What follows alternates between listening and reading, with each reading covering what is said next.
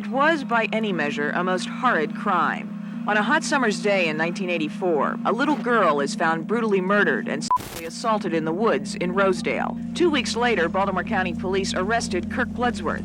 A jury convicted him. A judge sentenced him to death. Mr. Bloodsworth, you want to make any statement at all? Come on, move out of the way, please. Guilty. It was a tragic murder. There's no doubt about it. Everybody was talking about it. A little girl, my wife and I, we were watching the news together, and the composite sketch comes up. And she turned around and looked at me. I said, "What are you looking at me for?" And she said, "Well, it does look like you a little bit." On July 25th, 1984, the small, quiet town of Rosedale, Maryland, witnessed a tragedy that forever scarred the community.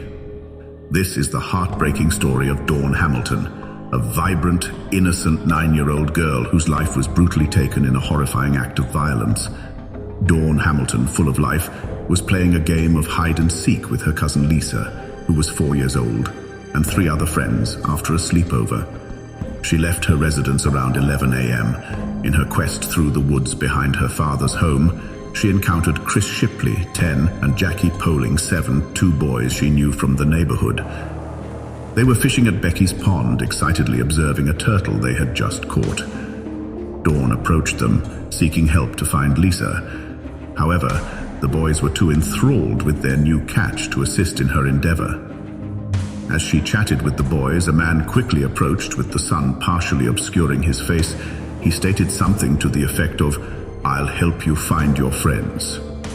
At this point, the story then diverges into 2 different accounts as to what the man told Dawn.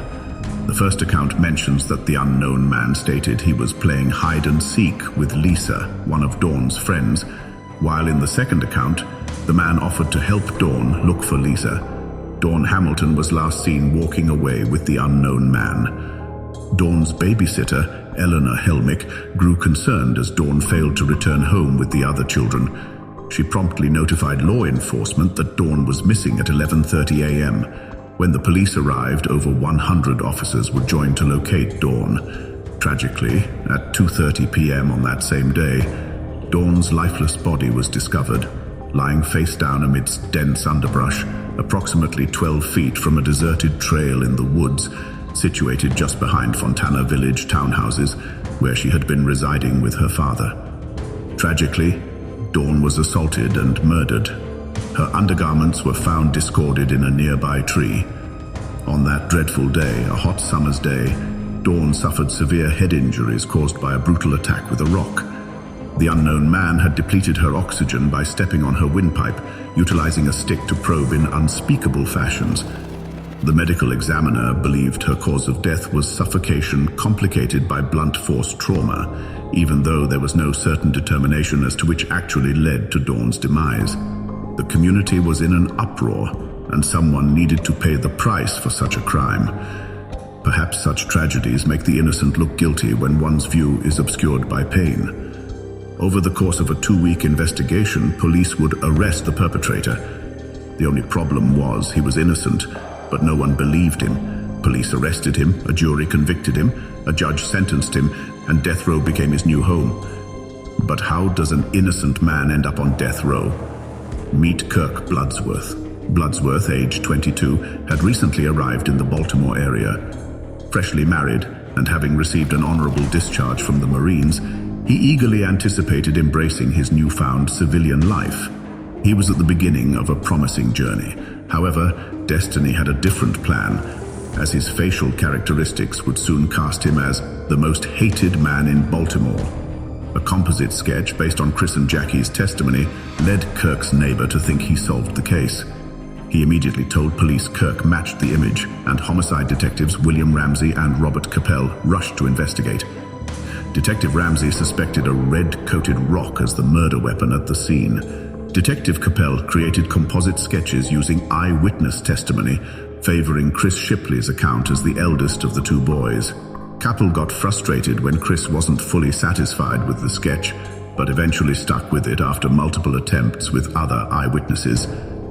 The composite sketch wasn't an artist's rendering, but rather an identikit. The identikit was comprised of pre-packaged facial components, including eyes, ears, noses, mouths, jawlines, and foreheads, which law enforcement assembles to construct a facial representation based on eyewitness accounts. This identikit was restricted to 25 variations of each facial feature.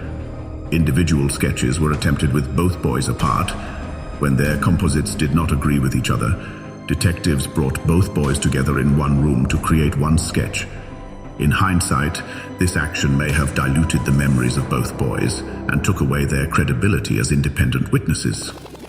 A third composite sketch was generated based on the account of Faye McCullough, an additional eyewitness who had observed an unfamiliar man in the vicinity. Initially, when her composite didn't align with those of the two boys, detectives discarded it. However, it was later retrieved, presented in court, and McCullough testified in support of Bloodsworth, firmly believing in his innocence. On August 13th, 1984, young Jackie attended a lineup seeking to identify the man linked to Dawn's disappearance.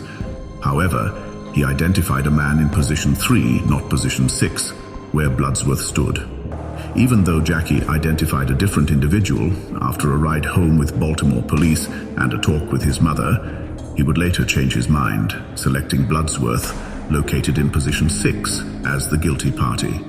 Within 2 weeks, police had gathered multiple witnesses that positively identified Bloodsworth, including Donna Ferguson, an eyewitness, who saw him talking to Dawn near the woods on the morning of the murder. Ferguson later identified Bloodsworth in a police lineup.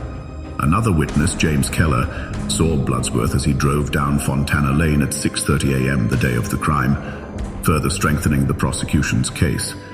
Young Jackie's memories of Dawn's abductor were hazy, leaving his recollections open to interpretation. Despite his initial identification, he couldn't confidently make an in-court identification of the man he saw that day. Tina Christopher, Tina Furbush, and Rose Carson added their voices to the chorus of witnesses, sharing their encounters with Bloodsworth and their perceptions of his involvement based on nothing more than the casual conversations they had with him after he had been interrogated by police. Tina Christopher testified that Bloodsworth claimed to be a suspect in Dawn's case, mentioning the bloody rock and underwear he viewed at the police station. Rose Carson testified that Bloodsworth expressed remorse, fearing it would affect his relationship with his wife. However, she didn't provide the context of a missed Taco Bell dinner date, which was unrelated to the crime. Bloodsworth again mentioned being a suspect in Dawn's case, which further causes others to misinterpret his statements as a confession. Donna Hollywood testified that Bloodsworth arrived late for work, appearing extremely ill and sweating. He requested his paycheck to see a doctor downtown. Detective Capel found these actions suspicious due to perceived memory gaps and inconsistencies in Bloodsworth's story. Bloodsworth was ultimately convicted and sentenced to death row in Maryland's infamous Maryland State Penitentiary. He also served 2 years on death row at the Jessup Correctional Penitentiary. Bloodsworth served as a prison librarian for 7.5 years. And one day he discovered The Blooding by Joseph Wambaugh, a book that introduced him to the power of DNA evidence. This book, published in 1989, detailed a case similar to his and showed how DNA profiling could exonerate the innocent and convict the real perpetrator. Inspired, Bloodsworth fought to have the evidence in his case DNA tested. After some trouble locating the evidence, it eventually turned up inside a paper bag in the judge's chambers. This groundbreaking move led to his full exoneration, ushering in a new era of forensic science in the United States. After serving nearly 9 years in prison, Bloodsworth's innocence was finally proven through DNA testing. Another man, Kimberly Shea Ruffner, was identified as the true perpetrator. Kirk's ordeal highlighted the flaws in the criminal justice system and thus marked the beginning of a new chapter in the United States. The state of Maryland initially compensated Bloodsworth with $300,000, estimating his lost income at approximately $30,000 per year from the time of his arrest to his release. In 2021, he received an additional award of $421,237 following a reassessment of his economic losses due to the wrongful conviction. In 2022, he was granted an extra $83,000 for housing-related expenses. Bloodsworth transformed his pain into purpose, becoming a prominent advocate against the death penalty and wrongful convictions. Motivated by his harrowing experience, Bloodsworth dedicated his life to abolishing the death penalty. His relentless advocacy led to Maryland's historic 2013 repeal of capital punishment. Also, back in 2004, the Justice for All Act paved the way for the establishment of the Kirk Bloodsworth Post-Conviction DNA Testing Grant Program. This groundbreaking initiative provides essential financial support to states, aiding them with costs linked to post-conviction DNA testing. Kirk's story is a testament to the power of resilience and the capacity to transform tragedy into a force for justice, forever altering Maryland's legal landscape. The witnesses to this crime stand as a reminder that our memories are fragile, influenced by time, fear, and expectations. The story of Dawn Hamilton underscores the complexities of the human experience, where truth and lies intertwine in a dance of uncertainty.